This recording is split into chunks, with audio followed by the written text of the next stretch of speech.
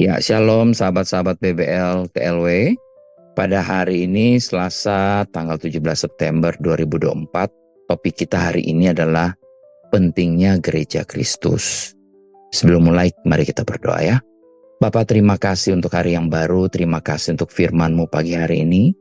Dan kami tahu sebagaimana kami membarui pikiran kami dari hari ke hari, dengan kebenaran firman-Mu kami semakin mengenal pribadi-Mu.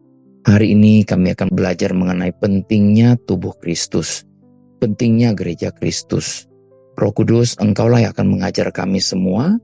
Terima kasih Bapa, kami buka hati kami, siap untuk ditabur dengan kebenaran firman-Mu. Di dalam nama Tuhan kami Yesus Kristus, kami berdoa. Amin. Ya Bapak Ibu, sebelum kita bahas mengenai apa pentingnya gereja Kristus, kita perlu sampai pada pemahaman mengenai istilah gereja. Banyak dari orang Kristen yang tidak mengerti mengenai arti kata gereja. Jadi kalau ditanya, mereka akan menjawab lebih ke denominasi atau ke organisasi. Organisasi gereja yang saat ini mereka ikuti atau menjadi anggotanya. Oh, saya dari gereja ini atau saya dari gereja itu. Dan kebanyakan orang akan merujuk pada satu organisasi ya. Gereja juga suka dikonotasikan dengan gedung atau bangunan. Padahal bukan itu yang dimaksud dalam Alkitab. Istilah gereja ini berasal dari bahasa Yunani, yaitu eklesia, yang berarti itu pertemuan atau secara harfiah berarti dipanggil keluar untuk suatu pertemuan. Dalam konteks Yunani klasik, eklesia ini digunakan untuk merujuk pada pertemuan warga yang berkumpul untuk membuat keputusan politik atau keputusan-keputusan sipil. Nah, dalam konteks kekristenan, kata eklesia diadopsi untuk merujuk pada persekutuan atau komunitas orang-orang yang dipanggil keluar dari dunia untuk menjadi umat Allah, dipindahkan dari kerajaan gelap kepada kerajaan anaknya yang kekasih. Di dalam perjanjian baru, eklesia ini biasanya diterjemahkan sebagai gereja dan merujuk pada jemaat Kristen, baik dalam skala lokal atau jemaat setempat maupun secara universal ya, yaitu semua orang percaya. Nah, penggunaan eklesia dalam konteks keagamaan dimulai pada abad pertama Masehi, pada masa gereja mula-mula terbentuk, yaitu setelah kebangkitan Yesus Kristus dan penginjilan para rasul. Nah, istilah gereja dalam bahasa Indonesia sendiri berasal dari bahasa Portugis, igreja. Penggunaan kata ini mulai menyebar di seluruh Indonesia setelah masuknya agama Kristen pada masa kolonial Portugis dan Belanda. Jadi istilah gereja Kristus merujuk pada komunitas atau jemaat orang-orang yang percaya pada Yesus Kristus sebagai Tuhan dan Juru Selamat. Nah, ada beberapa makna tentang gereja Kristus tergantung pada konteksnya.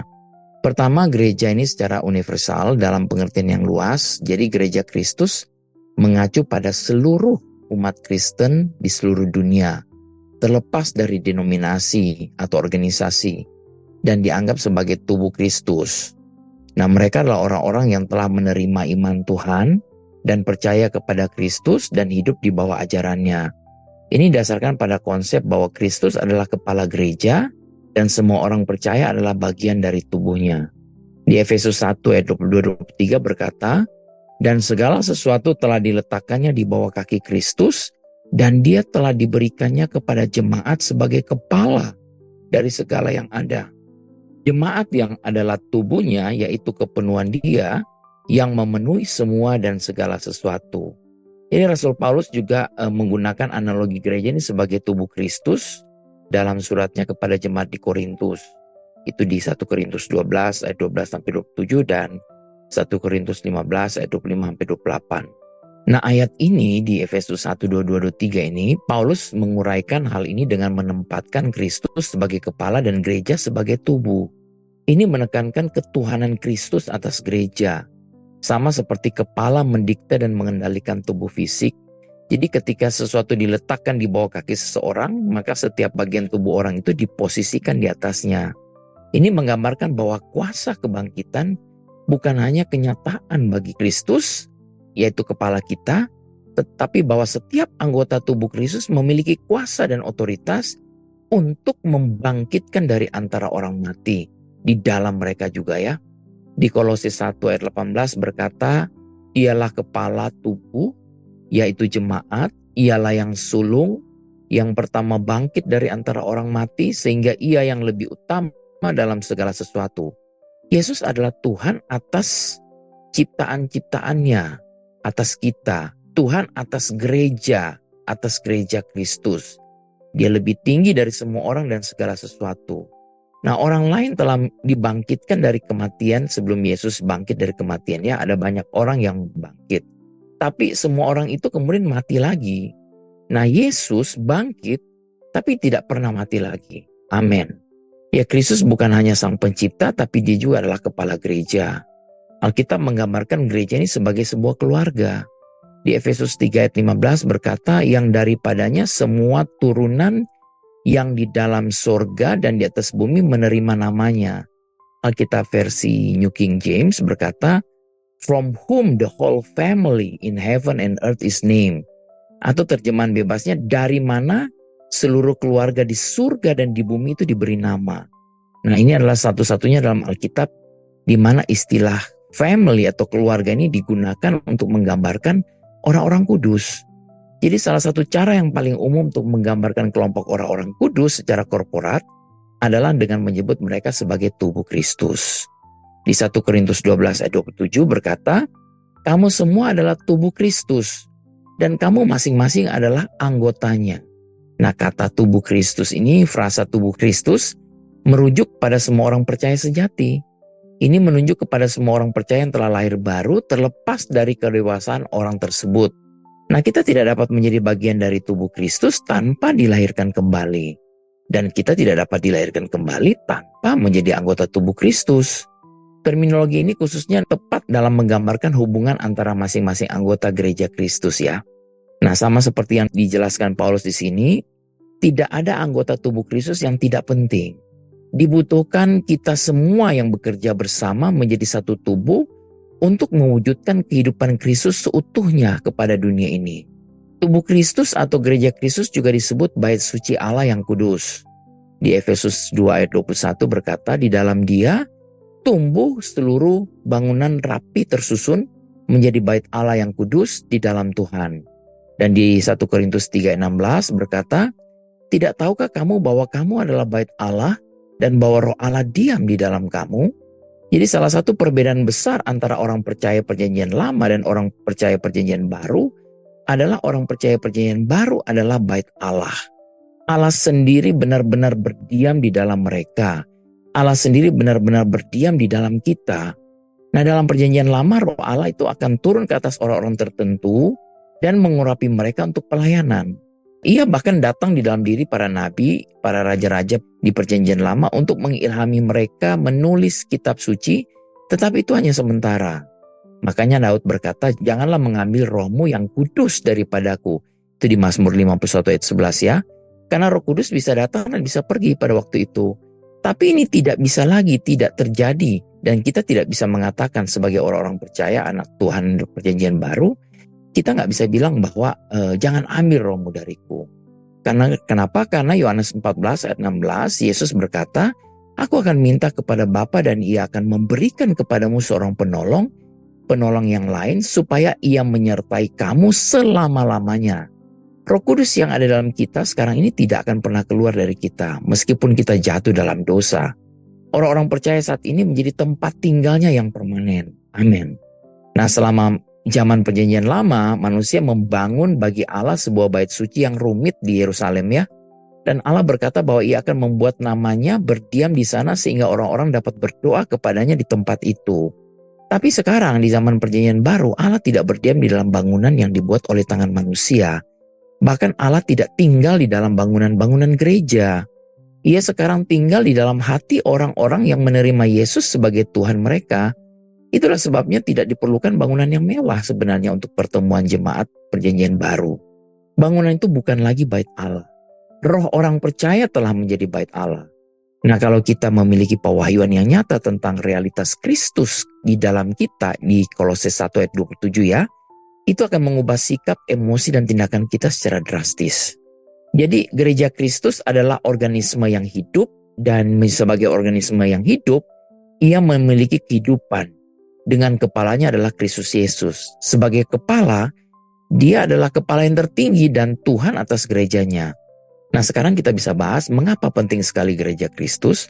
Gereja Kristus yang digambarkan sebagai tubuh Kristus, di mana Yesus adalah kepalanya dan orang-orang percaya adalah anggota tubuhnya, menekankan pentingnya komunitas orang percaya sebagai kesatuan yang hidup di bawah pimpinan Kristus, saling menopang, bekerja sama, dan menjalankan misinya di dunia.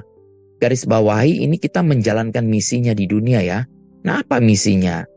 Yesus memberikan amanat agung kepada para muridnya, kepada kita, untuk menjadikan semua bangsa muridnya, murid Kristus, membaptis mereka dan mengajarkan segala sesuatu yang telah Dia perintahkan. Gereja Kristus berperan penting dalam melanjutkan misi ini dengan mengabarkan Injil dan membawa orang-orang kepada iman di dalam Kristus. Gereja Kristus adalah tempat di mana sesama anggota, yaitu orang-orang percaya, dapat bertumbuh dalam pengenalan akan Allah melalui pengajaran firman Tuhan dan berdoa. Nah, bisa saling melengkapi untuk menjadi murid yang lebih kuat dan matang dalam iman mereka. Di Efesus 4 ayat 11-14 berkata begini, "Dan ialah yang memberikan baik rasul-rasul maupun nabi-nabi, baik pemberita-pemberita Injil maupun gembala-gembala dan pengajar-pengajar, untuk memperlengkapi orang-orang kudus bagi pekerjaan pelayanan, bagi pembangunan tubuh Kristus, sampai kita semua telah mencapai kesatuan iman dan pengetahuan yang benar tentang anak Allah, kedewasaan penuh, dan tingkat pertumbuhan yang sesuai dengan kepenuhan Kristus. Sehingga kita bukan lagi anak-anak yang diombang-ambingkan oleh rupa-rupa angin pengajaran, oleh permainan palsu manusia dalam kelicikan mereka yang menyesatkan." Jadi gereja Kristus berbicara tentang sesama orang percaya yang selalu berkumpul, tidak memisahkan diri. Seekor rusa akan dipisahkan dari kawanannya oleh serigala supaya gampang diterkam, gampang diserang. Begitu juga kita sama anak Tuhan, jangan memisahkan diri dari sesama anggota tubuh Kristus. Di Ibrani 10 ayat 24-25 berkata, "Dan marilah kita saling memperhatikan supaya kita saling mendorong dalam kasih dan dalam pekerjaan baik.